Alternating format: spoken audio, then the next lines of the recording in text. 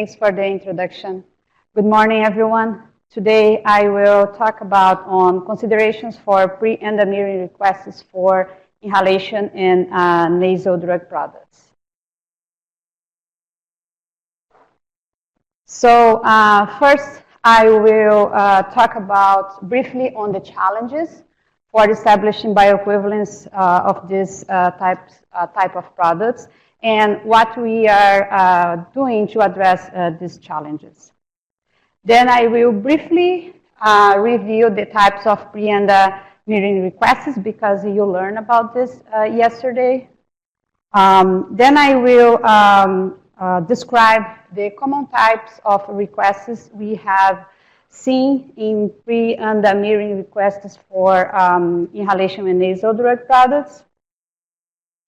And then towards the end of my presentation, I will provide recommendations on the type of information you should be considering including in your pre- and admitting packages. So orally inhalation and nasal drug products are complex drug-device combination products. So establishing bioequivalence for this type of products is quite challenging. There are multiple factors that may impact performance in terms of drug delivery. Formulation variables, device variables, and patient interaction variables.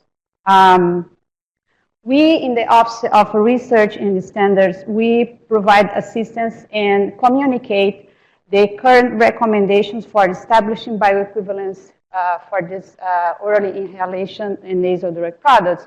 We basically develop PSGs, product-specific guidances, and we post them to the public on a regular basis and throughout the year. We work on controlled correspondences, and we conduct meetings with generic industry, trying to work together in terms of their development programs.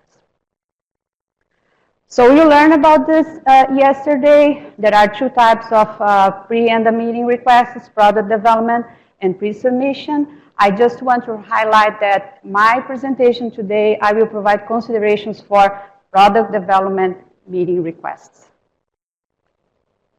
As you may know, we have received a lot of meeting requests so far, and this slide summarizes the common types of requests we have received for generic versions of oral inhalation and nasal drug products. So the first scenario, if there is a PSG posted, firms, they provide their meeting packages proposing an alternative approach for bioequivalence establishment. So meaning that the firm is willing to conduct different studies compared to the current recommendations in the PSG. There are instances where firms, they propose different study design compared to what we have in the PSG. For example, for a clinical study, the PSG recommends a crossover, but the firm wants to do a parallel study or vice versa. And also there are instances where the PSG does not cover all aspects of the drug product. So we have received meeting requests containing multiple questions that span across different disciplines like CMC, bioequivalence, labeling, policy, and etc. We also received pre- and admitting requests for approaches for bioequivalence when we don't have a PSG. So it's another possibility as well. So now I would like to take a moment in my presentation to talk a little bit about research we have conducted for inhalation and nasal drug products. So although we have regulatory pathway for established bioequivalence, as Dr. Newman presented a few minutes ago, we still continue exploring new methods, new technologies that we believe can make product development and bioequivalence establishment more cost and time effective. So this slide summarizes the main categories, the main areas where we have research for inhalation and nasal drug products. So we have research projects looking into formulation and device variables, developing clinically relevant in vitro methods, computational CFD and PBPK models for predictions, and also new techniques that we believe can reduce the burden of current BE requirements. So this slide basically illustrates all the areas where we have research. So you may ask, why is she talking about research? The message that I want to convey here is, if you are considering an alternative bioequivalence approach compared to what we have currently recommended in the PSGs, we encourage you to look into the research projects we have been funded. What kind of outcomes we are getting? So look into the report. So the previous slide, I provided 2 web links, so then you can look into this. So all this information may help you in the development of your alternative approach. So considering that you have decided which studies you are going to propose in your alternative bioequivalence approach, irrespective if there is a PSG or not. So these are the things you have to include in your meeting package. First, you have to clearly define and explain in detail your approach. If you are proposing more than one study, how does the studies, they connect each other to address the challenges of the bioequivalence establishment. You have to provide your scientific rationale and justification for your proposals. And if you have preliminary data from pilot studies or bench studies or literature that supports your proposals, you also are encouraged to include in the meeting package. If there is a PSG for the product you are developing a generic version, these are the questions you have.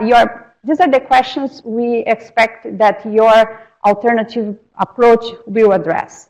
So how your approach will address the challenges for establishing bioequivalence.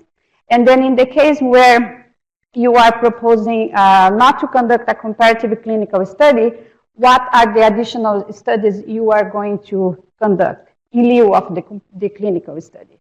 I'm saying this because we have seen requests from firms saying, I will do the in vitro studies in the PSG, and I'm not going to do the clinical study.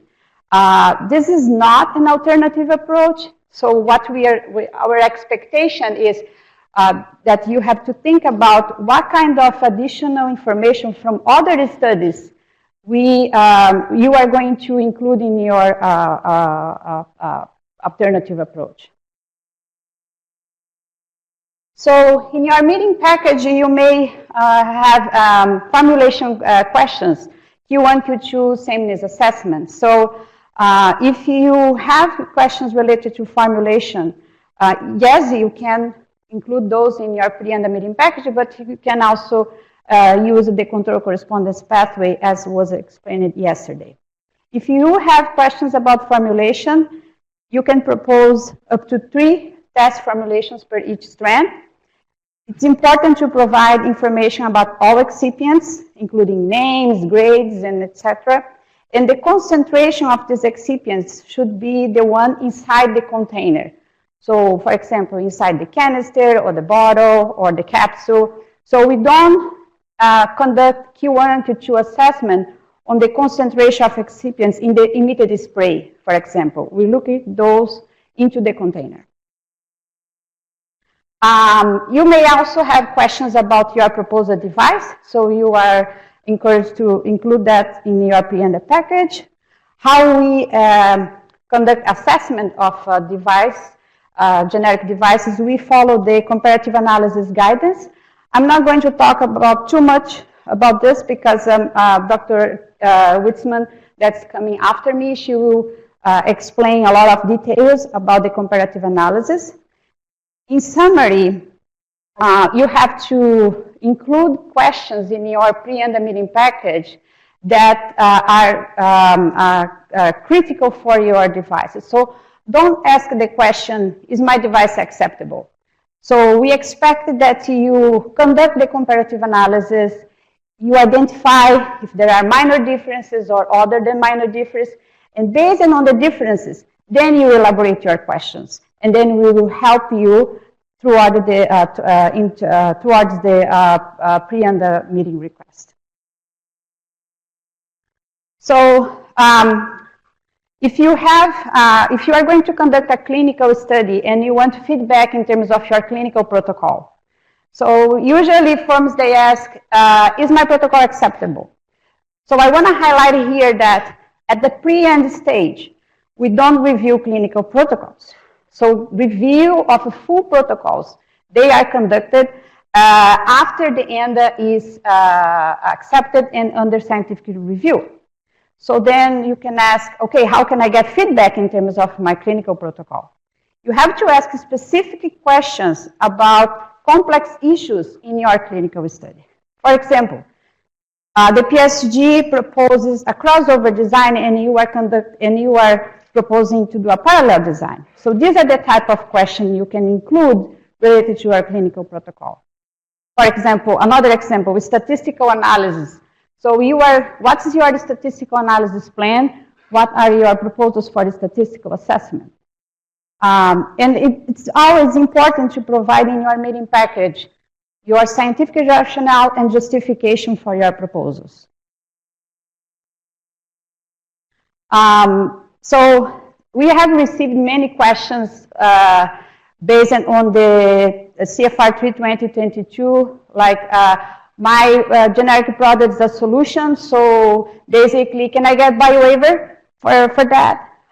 Keep in mind that we are not talking about simple solutions. We are talking about complex drug-device combination products. So in this case, for inhalation and nasal drug products, in vivo bioavailability or bioequivalence may not be self-evident.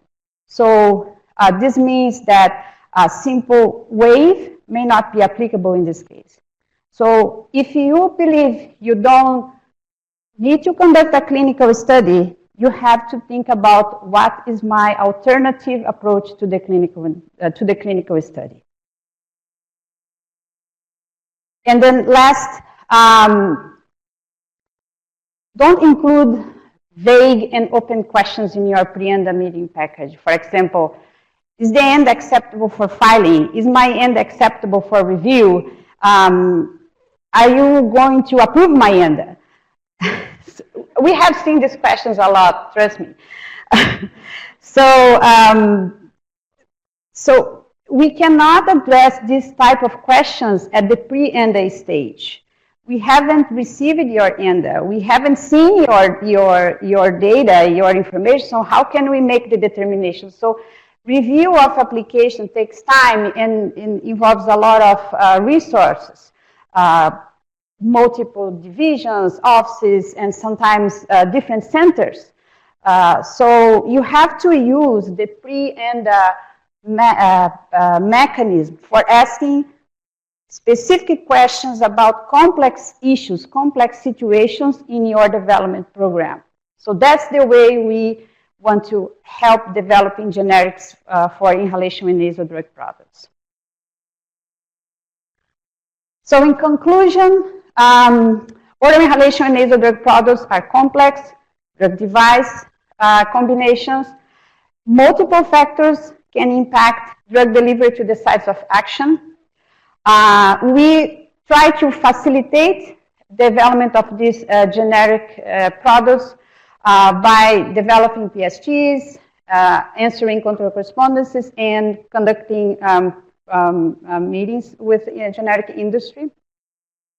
So for product development, pre-ANDA meeting packages for inhalation and nasal drug products is important to, again, focus on complex situations, complex issues in your development program, provide scientific justification and rationale for your proposals, and if you have available preliminary data from pilot studies, bench studies, literature that support your proposed approach, you are welcome to include those in your pre-ANDA meeting package. If you have additional questions, these are some resources that you can use, the email, in the email box. And I'd like to conclude saying thank you very much for your attention.